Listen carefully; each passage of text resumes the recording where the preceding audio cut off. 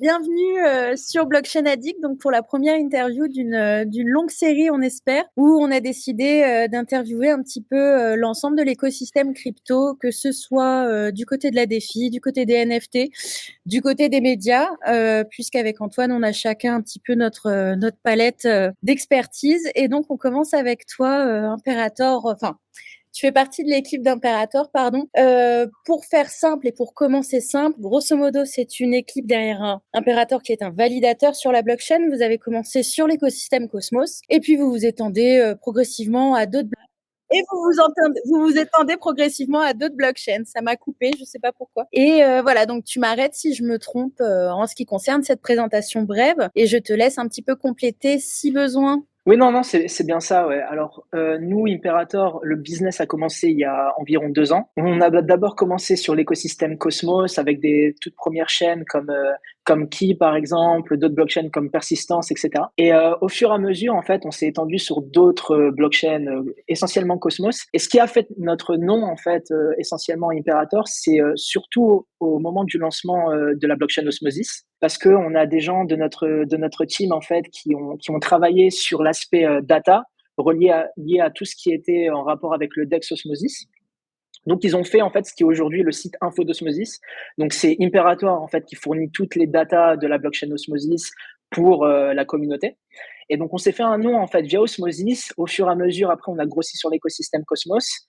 Moi, j'ai rejoint un petit peu plus tard la team pour m'occuper essentiellement de tout ce qui est lié au business développement, à la stratégie de la boîte. Donc, voilà, après, on s'est étendu sur d'autres blockchains. Donc là, actuellement, autre que Cosmos, on a actuellement des validateurs sur Ethereum et on a aussi récemment rejoint Sui Network en tant que validateur. D'accord, vous avez rejoint pas que Sui, j'ai vu que vous avez rejoint aussi d'autres écosystèmes. Il y a Sei, je crois aussi, vous êtes Ouais, validateur dessus? ouais. Alors là, c'est pour Sei, c'est pas encore live. Ce sera live en fait. Normalement, c'est censé être live cet été. Mais ouais, Sei Network, on est actuellement en testnet. On est aussi en testnet sur DYDX, qui va lancer aussi sa blockchain, qui devrait être live fin septembre ou début octobre. Donc pareil, on sera validateur aussi sur DYDX aussi. Donc ouais, on s'étend de plus en plus sur des blockchains. Après aussi l'avantage d'un validateur, c'est que la majorité en fait des validateurs ont d'abord commencé sur Cosmos et après se sont étendus sur plusieurs autres écosystèmes et nous en fait on fait un peu la même chose. Et vous vous êtes étendu à faire un Imperator Venture aussi, j'ai vu, c'est un service Ouais, qui est live depuis combien de temps et c'est quoi ouais. l'objectif? Qu'est-ce que vous Alors en proposez? fait, ouais, alors chez Imperator, en dehors de la validation pure, on a d'autres, on va dire, activités. Donc la première, c'est on est aussi surtout les fondeurs qui sont Dylan et Ibrahim sont des data engineers. Donc en fait, on est aussi assez axé technique. Donc on fournit beaucoup de services en supplément de la validation. Par exemple, on fournit des API pour des blockchains qui ont besoin d'API. Comme ça, n'importe quel développeur peut obtenir des datas des blockchains qu'elles veulent, qu'ils souhaitent. Ensuite, on fournit tout ce qui est RPC, par exemple. Nous, on est le plus gros provider de RPC, par exemple, de la blockchain Axelar. D'accord, On fournit d'autres RPC pour différentes blockchains. On est aussi sur l'écosystème Cosmos, on est relayeur. Donc, parce que l'écosystème Cosmos, comme ça fonctionne avec un protocole qui s'appelle IBC, qui permet entre toutes les blockchains qui sont basées sur le Cosmos SDK de communiquer. Donc, on a besoin, en fait, pour cette communication, on a besoin de relayeurs. Donc, nous, on fournit ce service-là, en fait, pour différentes blockchains. Et, en fait, au fur et à mesure qu'on parle, en fait, avec les différents projets, il y a certains projets qui cherchaient aussi à lever des fonds. Donc, nous, en fait, ce qu'on s'est dit, c'est pour les projets auxquels on croit, on décide aussi d'investir un petit peu voilà, de nos revenus au sein de ces blockchains pour voilà, soutenir les projets auxquels on croit, les faire grossir, etc. Donc, en fait, on a commencé ce business-là lorsque j'ai rejoint, donc il y a à peu près 1 an, la team. d'accord. Et nous, ce qu'on fait à ce niveau-là, c'est pareil, c'est plus que juste investir, c'est que on aide vraiment au développement de la blockchain. Par exemple, on avait commencé avec Stride. Stride, on les avait beaucoup aidés au niveau des tokenomics, par exemple, au niveau de leur stratégie de business développement, etc. Donc, on essaye de faire ça. Comme ça, on a des liens je dirais, un peu plus fort en fait avec ces blockchains-là. Et ça nous permet aussi d'avoir cette relation-là, ça nous permet aussi de nous étendre à d'autres projets. Parce qu'une fois, si jamais, tu vois, on fournit un excellent service à une certaine blockchain, bah peut-être que cette blockchain va être en contact avec une nouvelle team qui veut construire sa propre blockchain. Bah du coup, ils vont penser à parler d'Imperator. Et donc nous, en fait, de cette manière-là aussi, on étend un peu plus notre business. Vous êtes même parmi les top validateurs, parfois sur certaines blockchains, vous êtes dans les top premiers, quoi. Petite news, ouais, on vient de rentrer sur le top 20 hein, sur le Cosmos Hub. Donc ouais, on est assez content de ça, ouais. Incroyable, fantastique, waouh.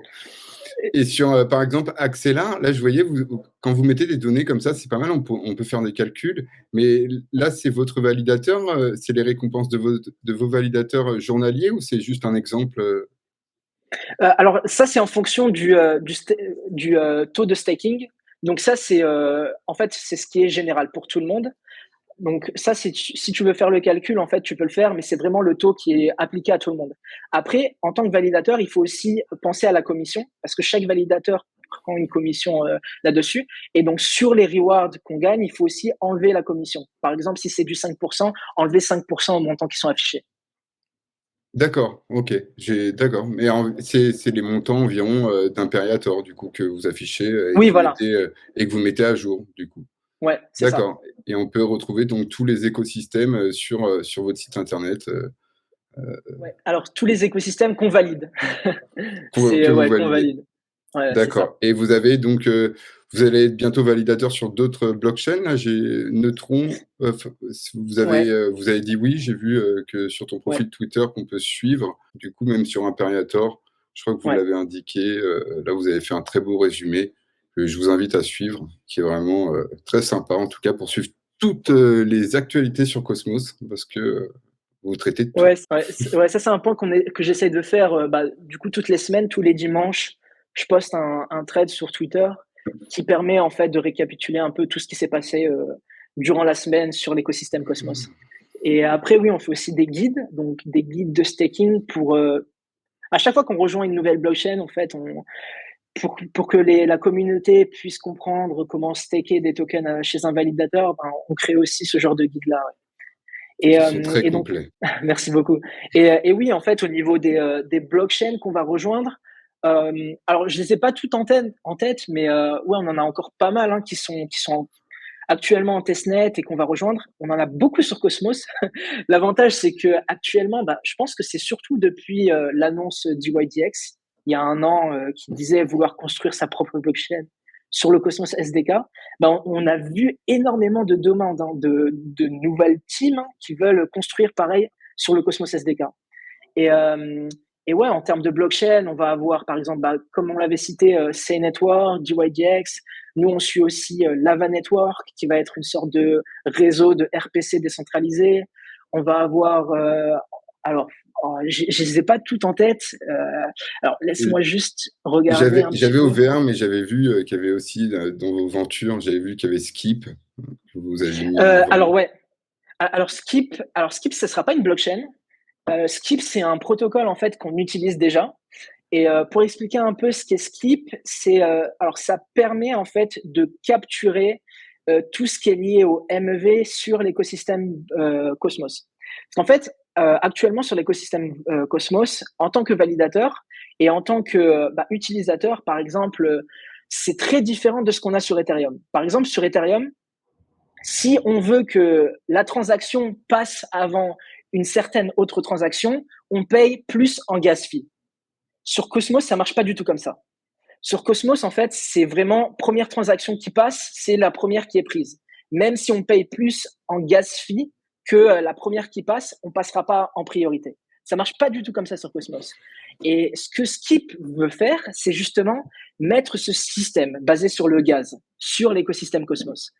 Donc avec Skip, avec les validateurs qui veulent faire tourner l'infrastructure Skip, maintenant les transactions qui payent plus en gaz passeront avant les autres. Donc voilà, c'est ça un peu comment. Ce sera la course au gaz du coup, et les frais vont pouvoir augmenter sur certaines blockchains. Voilà, et par contre, ça fonctionne en fonction de ce que la blockchain veut. Par exemple, sur Osmosis, donc Skip actuellement fonctionne sur Osmosis, mais Osmosis voulait pas vraiment avoir vraiment une course au gaz ou quelque chose comme ça. Ce que voulait faire Osmosis, c'était capturer toute la valeur liée au MEV sur les DEX. Donc, par exemple, si on a une pool où le Osmo vaut moins cher qu'une autre pool, bah, on va acheter du Osmo sur la pool où le Osmo vaut moins cher et on va vendre sur la pool où le Osmo coûte un peu plus cher. Et comme ça, on fait un profit. Et en fait, ce que fait Skip avec Osmosis, c'est que la blockchain Osmosis capture toute cette valeur-là. Et donc, une fois que ça va sur une certaine adresse, et cette adresse qui capture toute cette valeur-là est gérée par la communauté. Et ensuite, la communauté décide de ce qu'ils veulent faire en fait avec cet argent. Donc, ils peuvent, par exemple, tu vois, la donner au staker d'Osmo ou la donner au liquidity provider ou autre chose. Donc voilà, en fait, c'est vraiment une infrastructure. Skip, c'est vraiment une infrastructure qui est flexible et qui fonctionne vraiment en fonction de ce que la blockchain veut. Et en plus, avec le liquid staking qui est bien sur Atom, du coup, c'est vrai que ça serait un second produit, une autre utilité. Du coup, ça va dans le bon sens, ça continue la route. Du coup, comme Ethereum, on va dire. Et exactement. En fait, on voit maintenant de plus en plus en fait de développement sur Cosmos. On a de plus en plus de développeurs qui viennent sur cet écosystème-là et qui commencent à produire, des produits qu'on retrouve déjà sur Ethereum. Par exemple, le liquid staking, comme tu l'as cité, tout ce qui est lié un peu au MEV. Stride, vraiment qui marche très bien, et en tout cas qui a réussi à conquérir la communauté. Je trouve une adoption assez forte rapidement. Donc, franchement. Cool sur leurs produits. Pardon, il y avait aussi quelque chose, merci pour j'irai voir. Et puis Duality aussi, si tu pouvais m'en dire un petit peu plus. J'ai vu que vous aviez rajouté ça à votre portfolio. Et du coup, c'est toujours intéressant d'avoir ton avis en live. Et du coup, si tu peux m'en dire 2-3 petits mots. C'est un peu comme Injective ou c'est toujours les DEX qui arrivent sur Cosmos?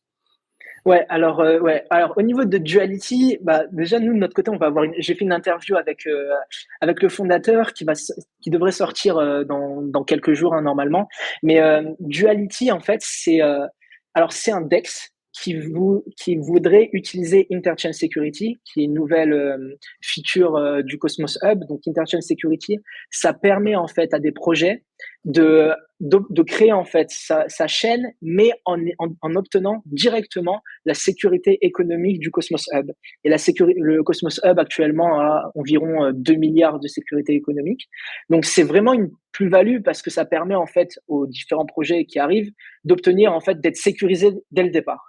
Alors que si on fait sa propre blockchain de son côté, bon, il faut aller chercher des validateurs, c'est compliqué. Ensuite, il faut monter sa propre blockchain, c'est aussi compliqué. Il faut vraiment se penser à la sécurité. Donc, il faut travailler les tokenomics, tout ça. C'est pareil. C'est c'est très, très compliqué.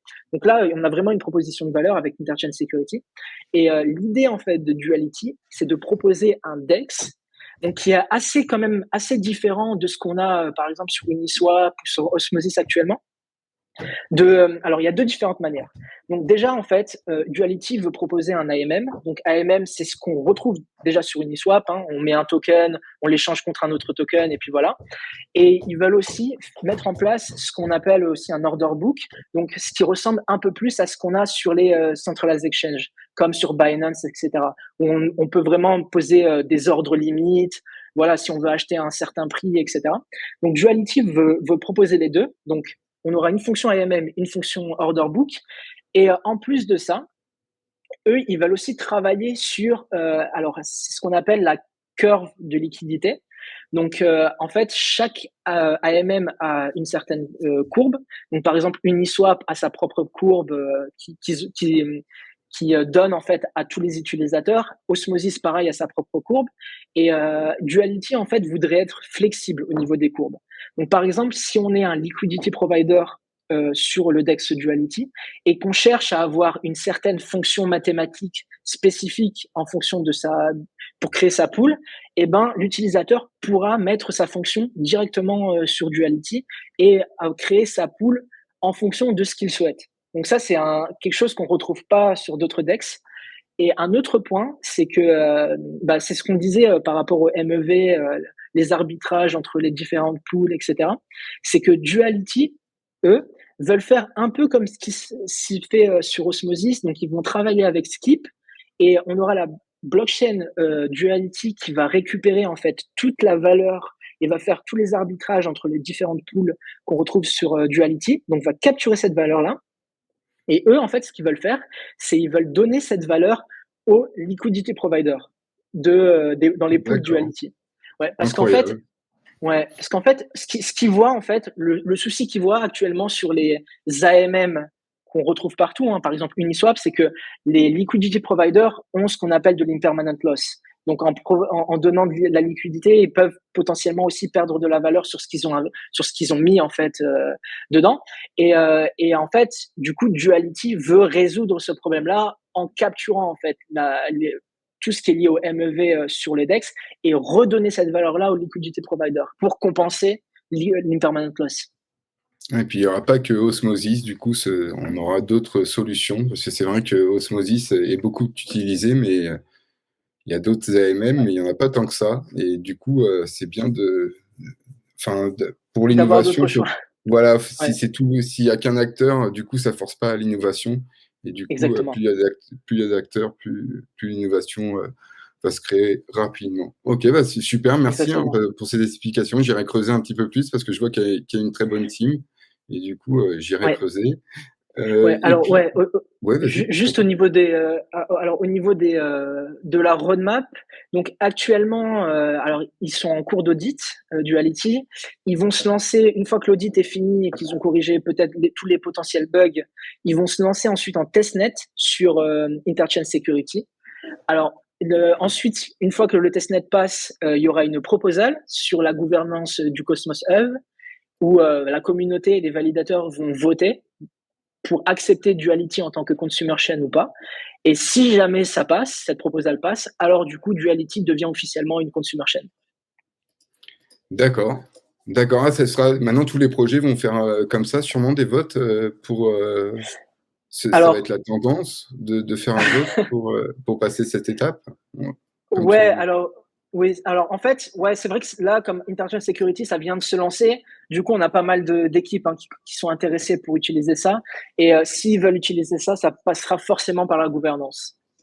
Après, c'est obligatoire. Ouais. Pour Interchain Security, la première version, c'est obligatoire. Magali, est-ce que tu souhaites reprendre la parole, poser quelques questions? Oui, alors moi, j'ai plein de questions qui sont un petit peu plus globales enfin pas globales, mais un petit peu plus dans le passé. C'est-à-dire, j'aurais aimé un petit peu savoir quelles études tu as fait et quel parcours tu as eu pour arriver jusqu'à Imperator. Et si oui, est-ce que tu as des leçons à en tirer, des expériences clés également à aborder? Enfin voilà, j'avais un petit peu cette curiosité-là de savoir qu'est-ce qui fait qu'on finit par faire partie d'une team de validateurs de cette ampleur. Ouais. Alors, pour répondre à la dernière partie, je pense que c'est juste la curiosité. Honnêtement, c'est la curiosité qui m'a amené à la crypto, à l'écosystème blockchain. Mais au niveau de mon parcours, alors en fait, moi, j'ai fait une classe préparatoire qui s'appelle ECS, donc pour rejoindre en fait les écoles de commerce. Et j'ai rejoint une école de commerce qui est basée à Nantes, qui s'appelle Audencia. Audencia, bah oui. Enfin, j'ai fait l'équivalent littéraire, donc je vois très bien Audencia. Ah oui, d'accord. Voilà. Super. Du coup, tu as fait Cagne, Hippocagne alors. Tout à fait. Puis j'ai cubé, sinon c'est pas drôle. Ah oui, moi j'ai pas eu le courage de cuber. Voilà. Mais ok, d'accord. Maintenant, super intéressant. Et donc j'ai rejoint Audencia et alors moi j'ai voulu plus me spécialiser sur la finance. C'était vraiment ce qui m'intéressait le plus. Et donc j'ai eu plusieurs expériences. J'ai fait alors un master plutôt axé finance de marché. Ensuite, j'ai eu plusieurs expériences en banque. Donc, j'ai rejoint HSBC. Je travaillais chez HSBC à Paris. Ensuite, je suis parti à Monaco où j'ai travaillé chez Société Générale, alors plus côté banque privée. Donc là où on a vraiment des clients et on investit l'argent de nos clients sur les marchés financiers. Ensuite, je suis revenu à Paris et j'ai bossé alors c'est pas vraiment. J'ai voulu en fait connaître un nouveau secteur qui est plus lié à l'univers des hedge funds. Et j'ai rejoint en fait un hedge fund qui est basé à Paris, qui gère 3 milliards d'euros. Et j'étais au sein de l'équipe risk management. Donc en fait, mon rôle dans cette entreprise-là qui s'appelle Cyquant Capital, c'est d'assurer que tout se passe bien. Donc voilà, en fait, on a une équipe de trading qui prend des positions sur plusieurs actifs, que ce soit des actions, des obligations, des produits dérivés, etc. Et moi, mon rôle, en fait, c'était de suivre toute cette activité-là, comprendre tous les risques qui pouvaient être potentiellement liés aux positions qui étaient prises et s'assurer, en fait, travailler avec les équipes de trading pour s'assurer, en fait, qu'on prenne, en fait, le moins de risques possible et aussi qu'on respecte certains ratios qu'on a avec la législation française et aussi pour certains fonds qu'on avait au Luxembourg et en Suisse. Donc voilà. Donc c'était à peu près ça mon rôle là où je travaillais en fait dans le hedge fund et c'est à ce moment-là en fait où j'ai commencé un peu à m'intéresser aux crypto-monnaies parce que tout le monde commençait à en parler, à s'intéresser un peu au Bitcoin et tout ça. Et donc moi j'ai commencé à faire quelques recherches. Donc d'abord Bitcoin, ça m'avait intéressé, j'aimais bien la proposition de valeur, mais ce qui a vraiment en fait changé tout pour moi, c'est Ethereum et c'est vraiment en fait l'émergence en fait de la DeFi. C'est vraiment ça en fait qui a énormément tout changé pour moi parce que je m'intéressais déjà à la finance et pour moi la DeFi c'était vraiment le futur de la finance. Le fait de pouvoir échanger, le fait de pouvoir faire des swaps de manière ou même faire des actions comme du borrowing ou lending, emprunter de la monnaie directement de façon décentralisée sans avoir à vraiment être, comment dire, vraiment, tu vois, avoir quelqu'un derrière, vraiment une entité derrière, c'était quelque chose qui était vraiment incroyable. Et je me suis dit, ok, il faut vraiment pas que je loupe le coche. Donc il faut vraiment que je travaille à fond sur la crypto parce que c'est vraiment le futur et il faut vraiment que je trouve un travail dans ce domaine-là. Donc ce que j'ai fait, c'est que à l'époque, je connaissais vraiment personne dans ce milieu-là. Donc j'avais commencé à écrire des articles un peu sur Medium pour présenter quelques projets que je trouvais sympas sur Ethereum, sur Avalanche, sur l'écosystème Cosmos, etc. Ensuite, j'ai participé à des events pour un peu discuter un peu avec tout le monde. J'ai commencé à rejoindre des groupes, surtout des groupes français, pour discuter un peu avec plein de personnes. Et c'est à ce moment-là, en fait, dans un groupe que j'ai rencontré Dylan, qui lui est le fondateur d'Imperator et qui lui en fait commençait à ce moment-là ce business-là et il m'a dit voilà moi je recherche quelqu'un qui puisse prendre en charge en fait la partie développement, stratégie, faire grossir le validateur et j'ai rejoint du coup Imperator de cette manière-là. Ouais. C'est super. Puis je trouve ça toujours intéressant. L'écosystème est tellement jeune que je trouve ça toujours intéressant de voir d'où viennent les gens. Par exemple, là, grosso modo, la finance traditionnelle, je trouve ça super intéressant de démarrer chez HSBC et puis de finir. Enfin voilà, ça montre tout un cheminement et tout un projet et toute une réalisation justement. Alors t'évoquais la législation française un petit peu et je voulais savoir justement comment t'appréhendais un petit peu les années à venir en ce qui concerne la législation française autour des crypto-monnaies sans rentrer forcément dans le drama de on va tous mourir. Est-ce que tu penses que la situation est un petit peu inquiétante ou est-ce que tu penses qu'il y a un petit peu de fumée, quoi, de vent autour de tout ça? Alors, en fait, moi, ce que je pense par rapport à ça, et surtout en termes de législation, etc., je vais parler pas forcément sur la France, mais aussi de manière générale, c'est que vraiment pour que la crypto, les blockchains, etc., se démocratisent, il faut forcément travailler avec des régulateurs. Parce que la liquidité, ça va forcément venir aussi de gros acteurs qui peuvent être des établissements financiers et qui peuvent potentiellement être des clients, en fait, par exemple, des validateurs. Quelques exemples, on a des très gros validateurs qui sont connus américains, par exemple Blockdaemon, mais on a aussi Figment qui est aussi validateur très connu. Et eux, en fait, ont fait des levées de fonds. Et qui a donné ces fonds-là? Des banques. On a eu JP Morgan, on a eu Goldman Sachs qui a aussi investi dans ces acteurs-là. Donc Donc, on voit en fait un intérêt au niveau des acteurs un peu plus traditionnels, mais vraiment pour que cet écosystème émerge et qu'on puisse en fait attirer plus de personnes, plus d'acteurs, plus d'entreprises, il faut qu'on travaille en fait avec il faut qu'on travaille avec des régulateurs, forcément. Il y a Donc, un en fait, consensus à faire avec eux aussi. oui, voilà, c'est ça.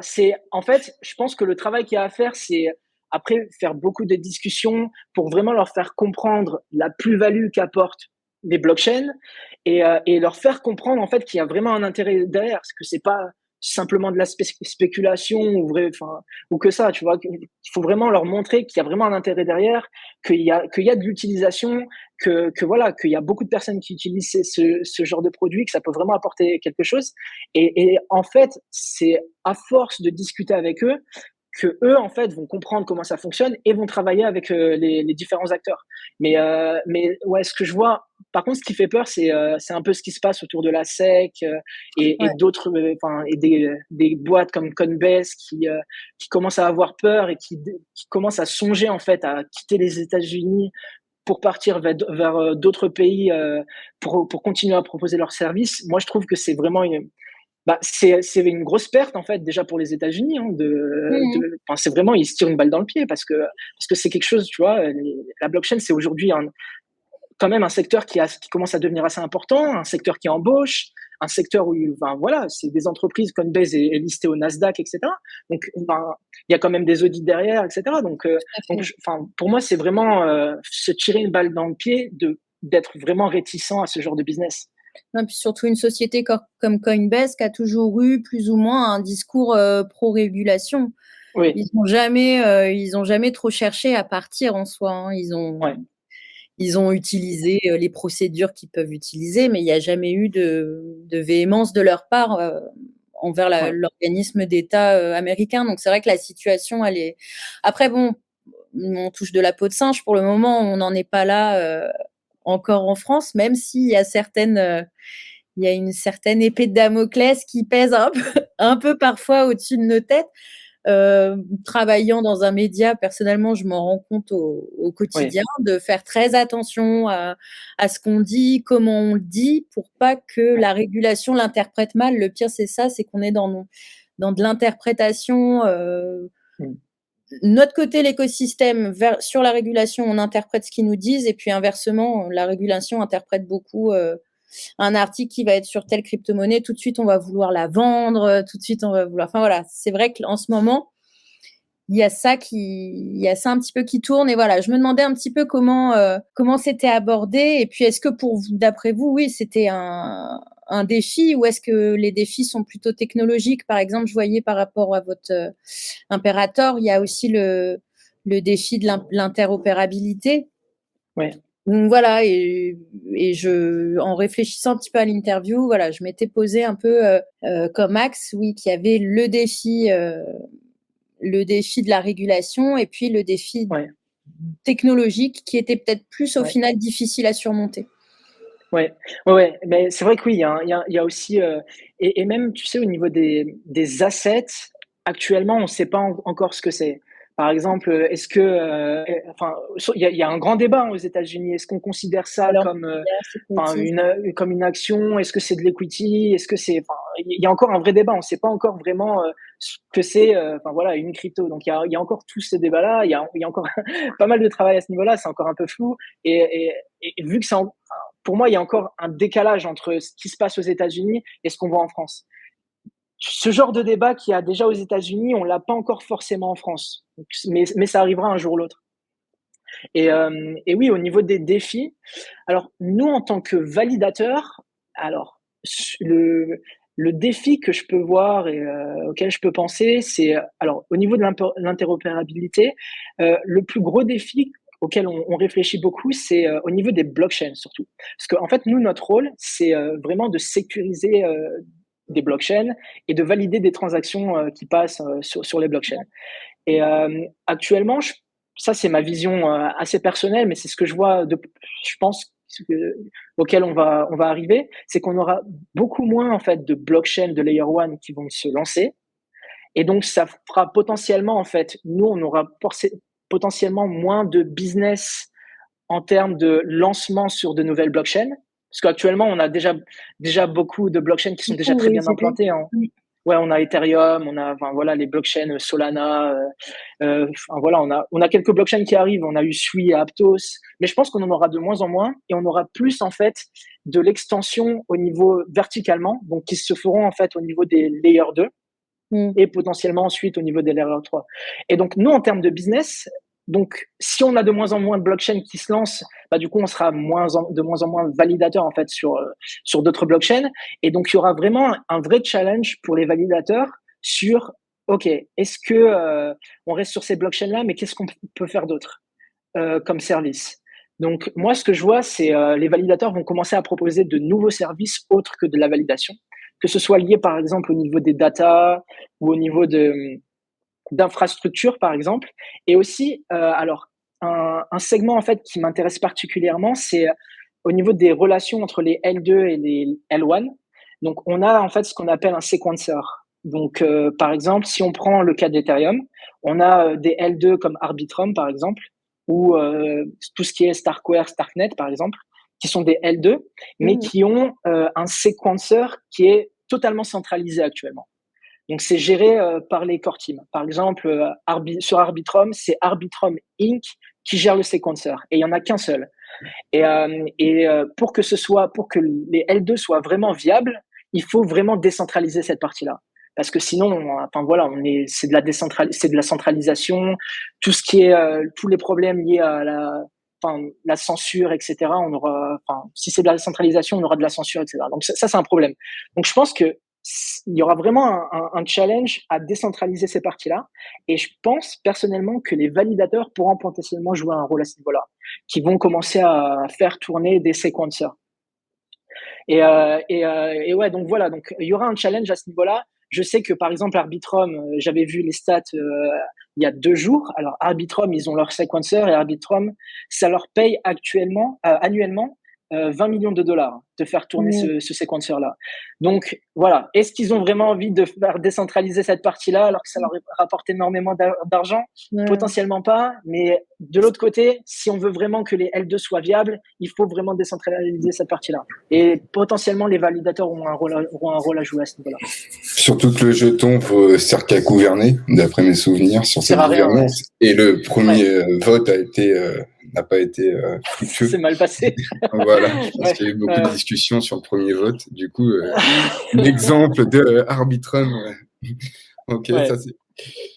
Et il y avait aussi 2 autres projets, moi, que j'avais notés là dans ma petite liste. Mais j'ai vu vous étiez maintenant vous accompagnez, vous êtes partenaire en fait d'une société qui accompagne les projets dans le Web 3 sur toutes les métriques, sur le design. Vous êtes aussi parti sur un produit, une collaboration avec cette entreprise. Est-ce que tu pourrais m'en dire un petit peu plus sur cette entreprise? Parce que j'ai pas creusé, j'ai regardé, mais j'ai quand même vu des jolis noms et c'est beau. Mais est-ce que tu pourrais m'en dire un peu plus? Parce que je connaissais pas et il y a quelques mois, je crois que je l'avais pas vu sur ton site. Oui, en fait, LP Labs, c'est une team qui est elle aussi française. Donc c'est des Français qui gèrent ça et ce sont des designers. Donc de base, c'était des designers qui faisaient en fait pas mal de projets dans le Web 2. Mais qui ont commencé en fait, ils ont travaillé avec nous, c'était nos premiers designers sur nos sites internet, c'est ceux qui ont fait notre site internet actuellement, et on les trouve vraiment vraiment très bons. Donc on a décidé de faire un partenariat avec eux où on les met en fait en contact avec des projets Web3 et eux de l'autre côté en fait travaillent sur tout ce qui est lié au design, développement de site internet, vraiment pour projet Web3. Donc, ils ont eu des partenaires, ils ont travaillé avec de très beaux projets. Alors, on était leur premier client, mais aujourd'hui, ils ont fait une partie du site d'Axelar. Ils ont travaillé aussi sur une partie du site d'Osmosis. Et là, actuellement, ils sont en développement avec une autre team Cosmos. Alors, il y a Nebulae aussi qui devrait bientôt sortir. Alors, je sais pas trop ce qu'est Nebulae, mais ils travaillent aussi avec l'équipe de Shade Protocol, qui, eux, font un stablecoin sur l'écosystème de Secret Network. Donc, ils font aussi du design sur ce projet-là. Donc, ils travaillent aussi là-dessus. Donc ouais, en D'accord, fait, ok.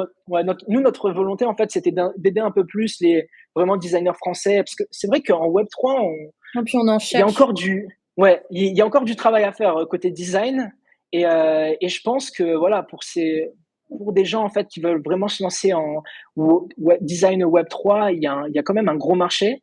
Il n'y a pas beaucoup de monde, et ouais, il y a du potentiel pour ces teams-là. Et aussi, le dernier petit onglet que j'avais, moi, dans ma Ouais. petite liste, c'était ce petit projet-là, et qui m'a l'air pas mal du tout. Mais j'aurais voulu que tu m'en Ouais. dises deux, trois mots, si possible. Ouais, bien sûr. Alors Nibiru, ce sera une blockchain, donc pareil, qui sera basée sur le Cosmos SDK, donc qui sera enfin sur l'écosystème Cosmos, qui va utiliser IBC, etc. Et eux, en fait, leur but, c'est de faire en fait un Frax AV Curve sur une seule blockchain, et être géré par la même team derrière.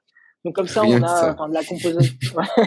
C'est ça. Donc en fait, ils vont avoir leur propre stablecoin, ils vont créer leur propre stablecoin, ils vont avoir en fait un AMM, et ils vont aussi alors faire une partie qui est liée aussi aux produits dérivés.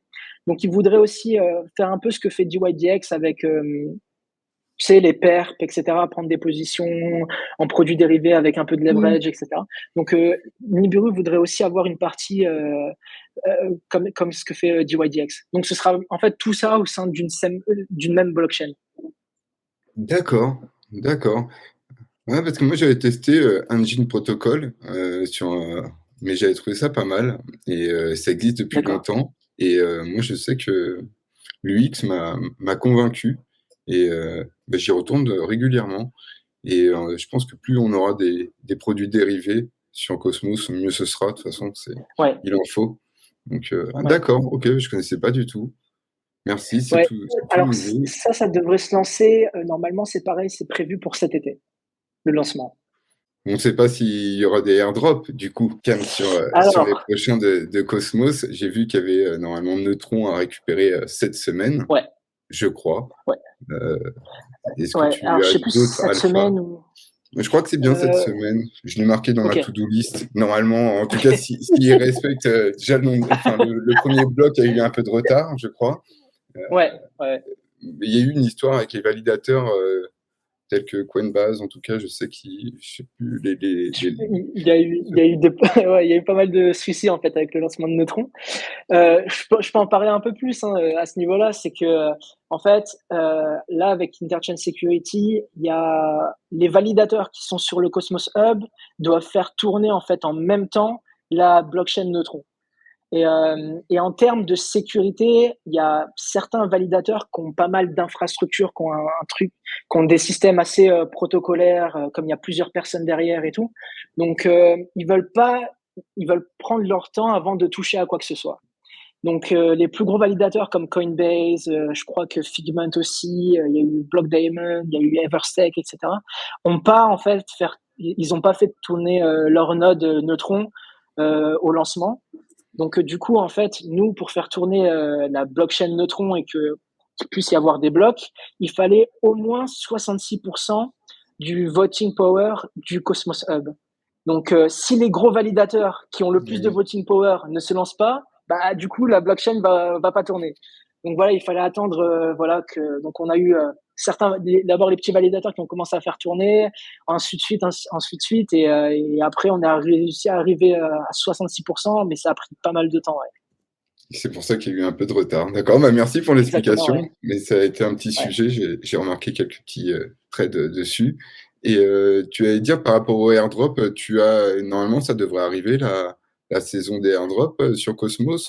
Parce que normalement, Ouais, j'ai remarqué que les snaps sur le dernier bull run, ils ont été pris régulièrement on va dire au creux. Et du coup, ceux qui n'avaient pas vendu les atomes ont eu des récompenses comme Wind, mhm. où il y a beaucoup de projets qui ont fait des snaps pile poil pendant le creux. Est-ce que tu penses que c'est la même chose là, du coup, on va dire quand on a connu là, Alors, l'atome très très bas avec SBF, Luna, des choses comme ça. Est-ce que ouais, tu penses qu'il y a eu des snaps qui ont été faits sur les vrais holders de Atom? ouais, oui, oui. Alors, au niveau des airdrops, alors je pense qu'il n'y a pas aussi que Atom, il y en aura, quoique, potentiellement, je sais pas. Mais en tout cas, Atom, c'est vraiment la crypto, ouais, à vraiment stacker, parce que c'est souvent généralement celle à qui donne le plus d'airdrop. Et au niveau des projets, alors je sais qu'il y a Neutron qui va en faire un, je sais qu'il y a Sei aussi qui va en faire un. Et c'est pour les Atom Holders, je crois qu'il y a aussi des Solana Staker, et je crois que les Luna aussi sont aussi intégrés, ceux qui ont du Luna. Donc il y a Sei, il y aura Celestia aussi, je crois qu'il prévoit un airdrop. Je connais pas les conditions par contre pour Celestia. Il y aura quoi d'autre? Généralement en fait, les blockchains qui se lancent sur l'écosystème Cosmos font généralement des airdrops. Donc faut suivre un petit peu tout ça. Alors il y a Nolus aussi. Nolus qui est un protocole qui va bientôt se lancer, qui eux font de la DeFi sur l'écosystème Cosmos. Alors, je sais qu'ils vont faire un airdrop aussi.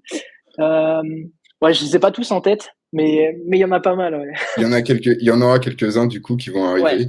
D'accord. Ouais. Bah, moi, j'aime bien un petit peu Cosmos pour ça. Je trouve que il y a airdrop et airdrop. Mais après, bon, c'est dommage que les personnes les vendent avant de s'intéresser au projet. Mais Ouais. je trouve ça pas mal de récompenser, de prendre la technologie SDK, de se servir des outils de Cosmos et de récompenser les holders Ouais.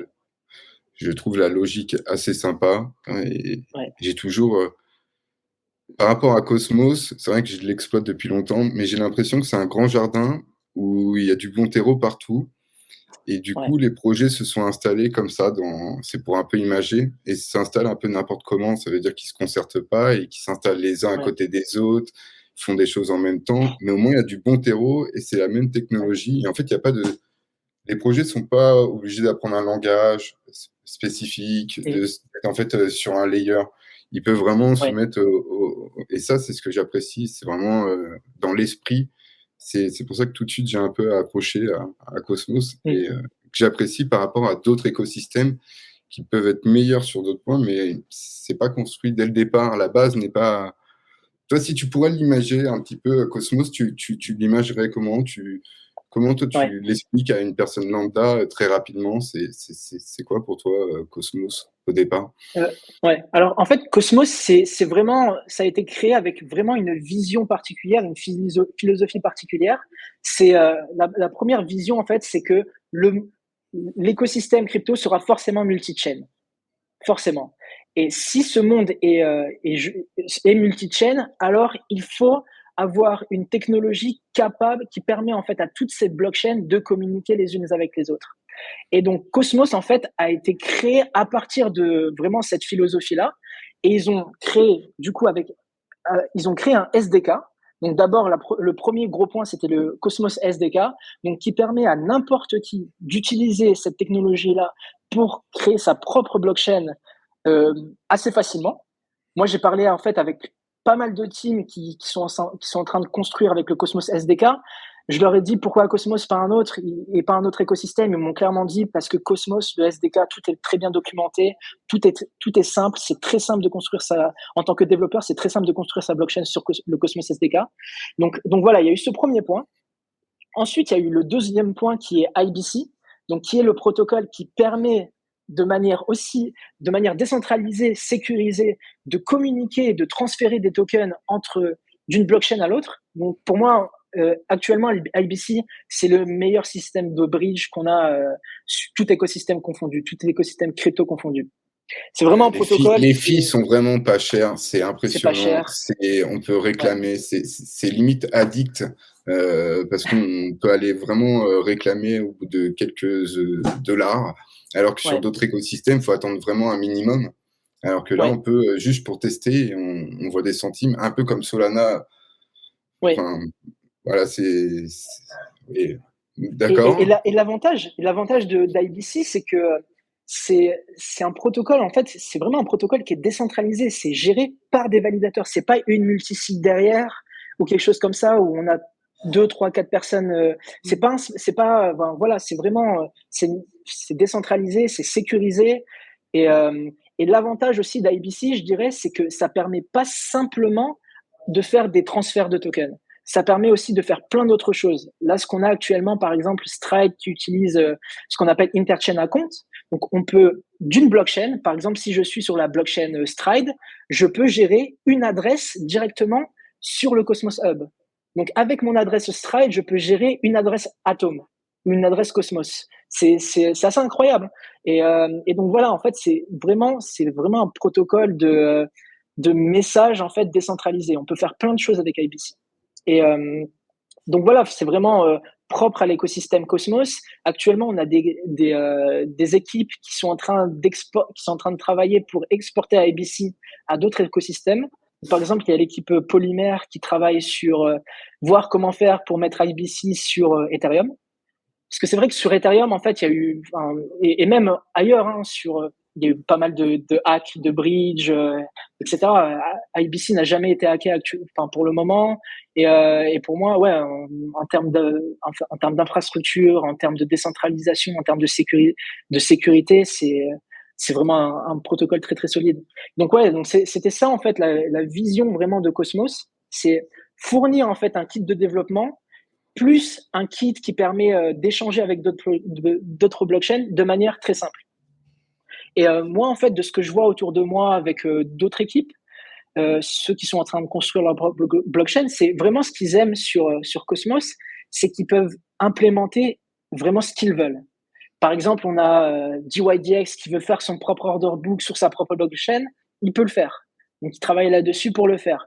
D'autres blockchains qui veulent faire vraiment des features spécialisées ou n'importe quoi, enfin, c'est très très flexible le Cosmos SDK.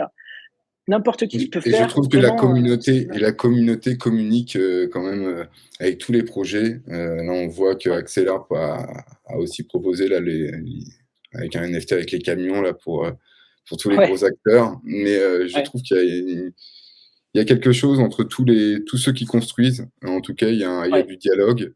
Après, est-ce que tu pourrais me dire un petit mot juste sur la politique enfin, on voit de plus en plus le mot politique aussi sur toutes les gouvernances d'Atom.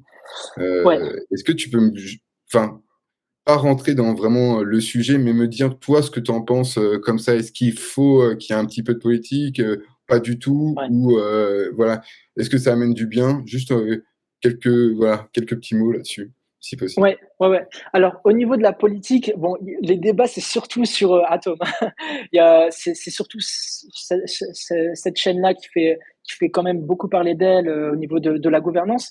Mais ouais, alors moi, comment je le vois actuellement, c'est actuellement, en fait, les validateurs sont un peu considérés comme des députés, comme ce qu'on peut avoir en France, comme des députés, où on a vraiment des gens de la communauté qui vont staker chez des validateurs, et en stakant sur ces validateurs, ils leur donnent du pouvoir de vote. Donc, plus un validateur a des atomes stakés chez lui, plus il aura du pouvoir de vote. Et ça, en fait, ce pouvoir de vote-là, il peut voter en fonction des différentes proposales qui arrivent sur le Cosmos Hub, et du coup aura plus ou moins du voting power là-dessus. Alors moi, comment je vois en fait la gouvernance sur l'écosystème Cosmos, c'est que actuellement en fait, je pense que ce système est quelque chose qui peut être bien à condition que les gens ne pensent pas qu'à eux-mêmes. Donc vraiment, on a peut-être des gens ou des validateurs qui pensent qu'à leur pomme. Voilà, là, ça peut poser problème à ce niveau-là. Et faut vraiment en fait qu'on arrive à construire et à collaborer ensemble vers une vision future tous ensemble. Là, c'est vrai qu'on a des entités qui sont pas forcément d'accord sur le Cosmos Hub, qui sont pas d'accord sur certains points, donc du coup et en plus qui discutent pas. C'est ça le problème aussi. C'est des entités qui discutent pas et qui cherchent pas à discuter. Donc il y a des conflits. Il y a des conflits et des fois, en fait, on a un point où du coup, personne n'avance. Donc moi, comment je le vois, c'est que on va avoir, je pense, d'autres acteurs qui commencent à émerger et qui vont réussir à faire avancer les choses. Tu vois, qu'il n'y avait pas forcément ces conflits-là avec ces entités-là, et donc du coup, qui va chercher à travailler avec d'autres équipes pour faire avancer les choses. Nous, c'est ce qu'on fait par exemple avec l'Atom Accelerator DAO. Donc ça, c'est vraiment une team qui était pas du tout vraiment sur Cosmos au début, etc. C'est une team en fait qui s'est construite là récemment et qui cherche en fait à faire avancer les choses en donnant des grunts avec des teams, voilà, qu'on trouve intéressantes et qu'on souhaite supporter. Donc nous, on a un membre de notre équipe, Dylan, qui fait partie de l'équipe Atom Accelerator. Et ouais, donc là, ils ont donné pas mal de grants à des teams intéressantes pour vraiment construire en fait et faire prendre de la valeur au token Atom. Et donc voilà, ouais, il y a pas mal de teams. Je crois qu'il y a eu des. De toute façon, vous pouvez voir sur le site internet tous les grants qui ont été donnés, mais il y a eu des grants, par exemple à Stride. Il y a eu des grants au niveau de tout ce qui est lié à. Ça faisait $300 000, je crois, qui a été distribué. Je crois que Ouais, c'était exactement, ça, ouais. Ouais. Ouais, je crois que c'était ouais, quelque chose comme ça, ouais. Donc oui, on a eu, enfin voilà, des teams en fait, n'importe qui peut postuler. Et voilà, ensuite la team va regarder. C'est Va regarder intéressant. en fait, ouais, et donne du coup des grants. Ouais, c'est pas mal pour se commencer. De toute façon, n'importe qui peut remplir le. C'est génial, en tout cas, c'est nouveau et ouais, l'évolution n'arrête pas. Hier, Sam, il s'est exprimé sur notre Guardian sur et la concertation dans l'équipe. Est-ce que vous concertez comment pour les votes? Je suppose que enfin, il y a une personne qui va plutôt. Ouais. Enfin, est-ce qu'il y a vraiment une discussion sur les gros votes? Est-ce que tous les 6 d'Imperator, vous vous concertez Comment ça se passe? Ouais. Ouais. Alors, en fait, comment ça se passe, nous, de notre côté, pour gérer la gouvernance, c'est qu'on vote chacun de notre côté et c'est la majorité qui l'emporte. Après, on a beaucoup de discussions en fait entre nous pour vraiment comprendre, ok, qu'est-ce qui est problématique derrière cette proposal-là, est-ce que ça mérite de passer ou pas. En fait, on a d'abord une vraie discussion sur les proposals. Surtout, après, il y a des proposals en fait où, enfin, c'est assez trivial. Hein.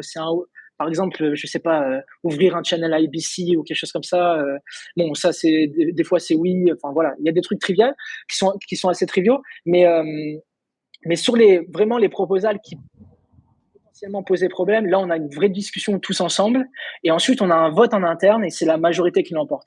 Et si c'est moitié oui, moitié non, bah là on vote abstain.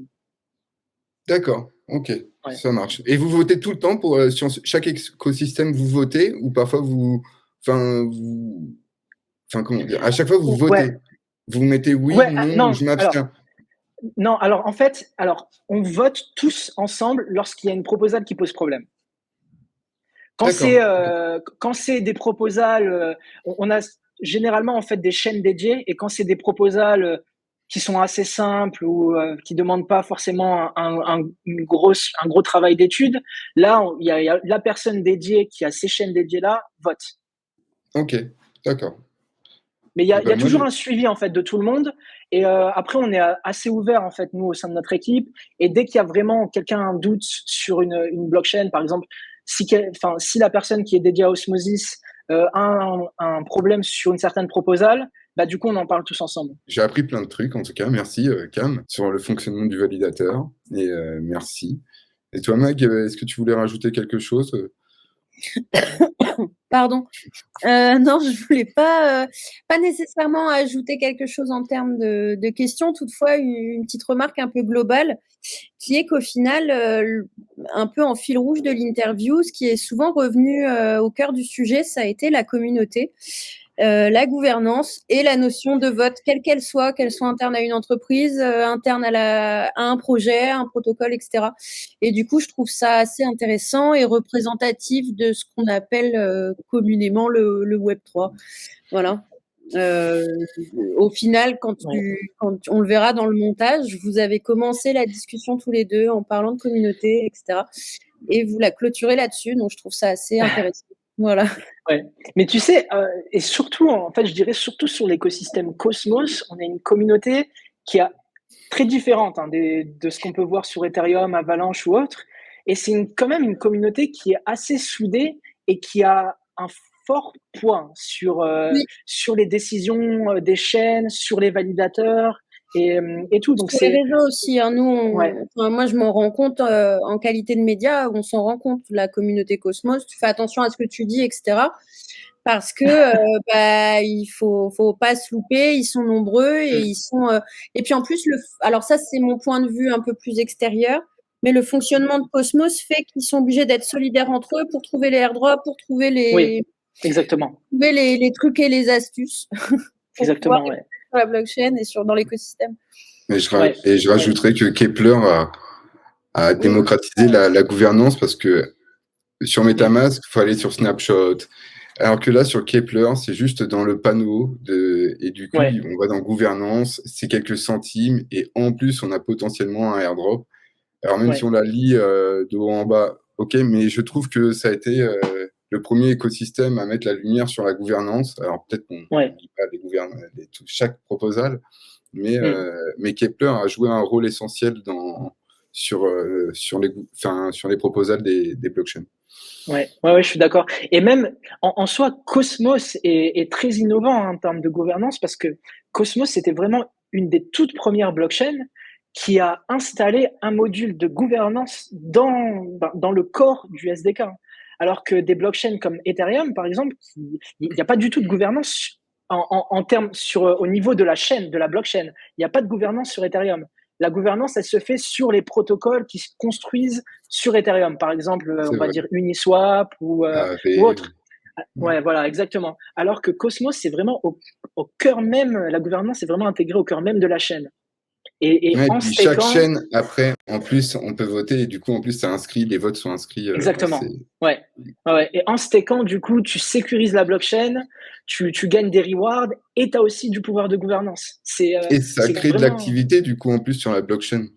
Ouais, exactement, ça crée de l'engagement. Mais je crois qu'en termes d'engagement, honnêtement, je pense que si on compare par exemple à d'autres protocoles, je sais pas, qu'on peut avoir sur Ethereum, on va dire, allez, Uniswap, AAV, etc. Je pense qu'en termes d'engagement, la communauté Cosmos, en termes de vote, elle doit être assez forte. Ça doit être bien élevé. Oui, puis assez pour que ce soit en fonction, c'est traité dans les médias en tout cas. Donc c'est qu'il y a, un rayonnement. C'est pas traité systématiquement, etc. Mais c'est pris en compte en tout cas. Par exemple, Atom 2.0 qui a été rejeté, ça a fait beaucoup de bruit. On l'a vu partout sur les médias aussi.